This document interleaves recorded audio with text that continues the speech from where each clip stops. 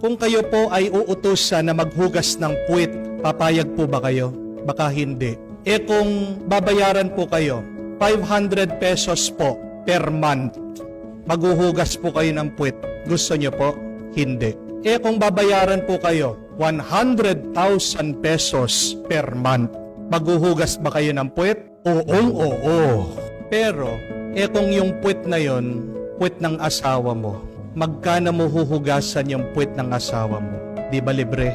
Kung paglilinis ka ng maruming CR at babayaran ka ng 100,000 bawat buwan, siguradong gagawin mo at pakakalinis-linis mo. Amen? Pero bakit hindi po kayo binabayaran ng 100,000 a month ng mga anak nyo, ng mga apo nyo, ng asawa nyo? Kasi pag nagmamahal ka, kahit walang bayad, masaya ka na gagawin mo ito. Amen? Pero tingnan nyo po, pag walang pagmamahal, doon pumapasok, doon natin pinag-uusapan magkano.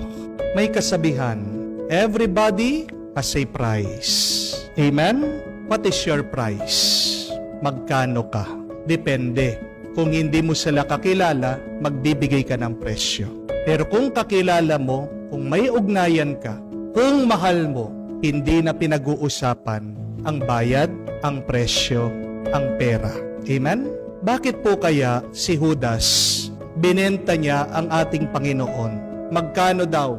30 silver pieces.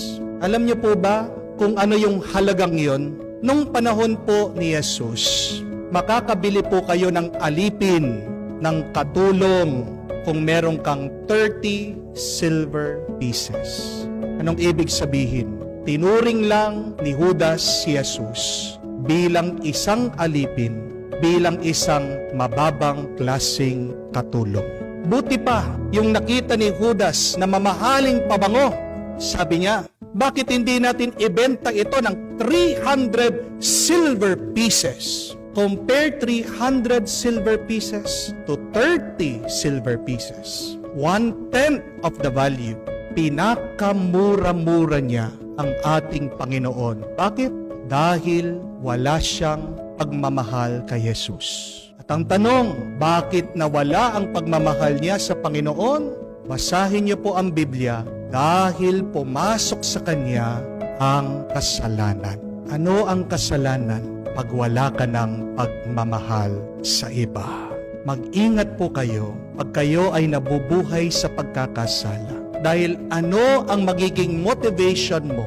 Ano ang aasamin mo? Ano ang hahanapin mo? Pera, kayamanan. Yun na nakikita mo na gantimpala sa buhay na ito.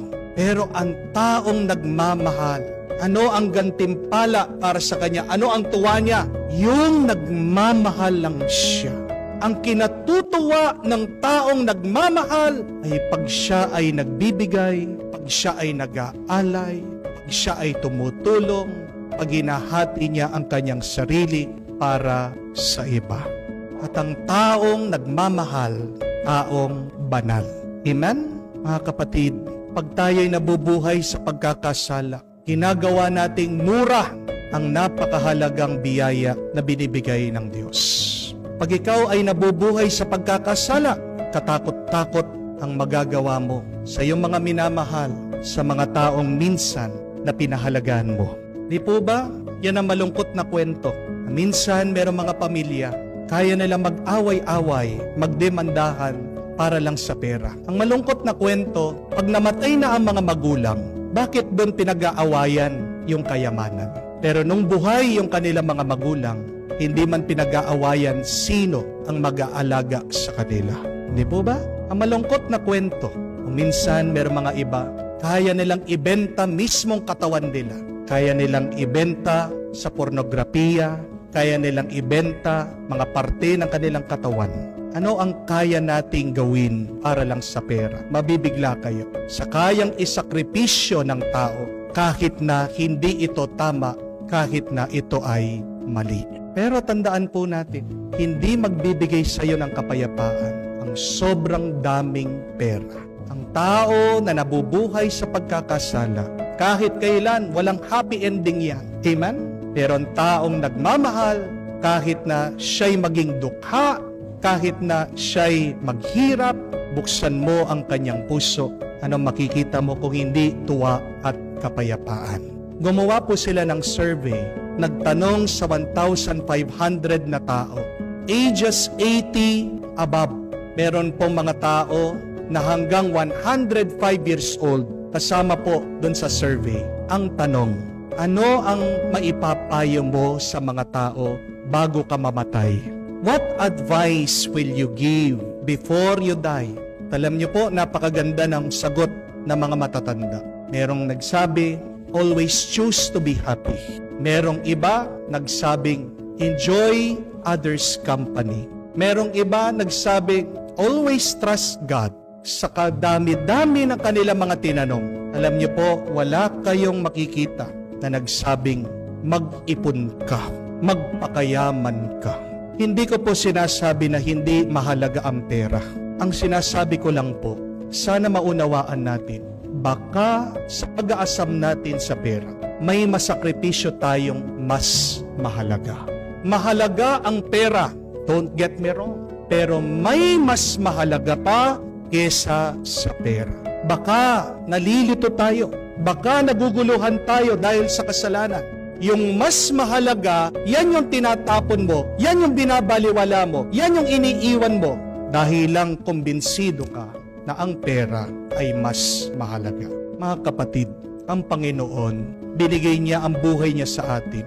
Magkano bang binayad natin sa Kanya? Anong kapalit ng Kanyang pagbabuwis buhay para sa atin? Di ba walang halaga? Anong maibabayad natin sa Kanya? Anong masusukli natin sa Kanya? Wala.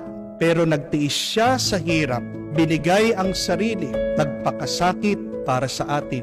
Anong gantimpala niya? Hindi pera. Kung hindi, ang karanasan lang na magmahal, sapat na. Sana masabi rin po natin yon, no? Ginawa ko ang lahat na makakaya ko, kahit na walang bayad, dahil yung nagmamahal lang ako, sapat na.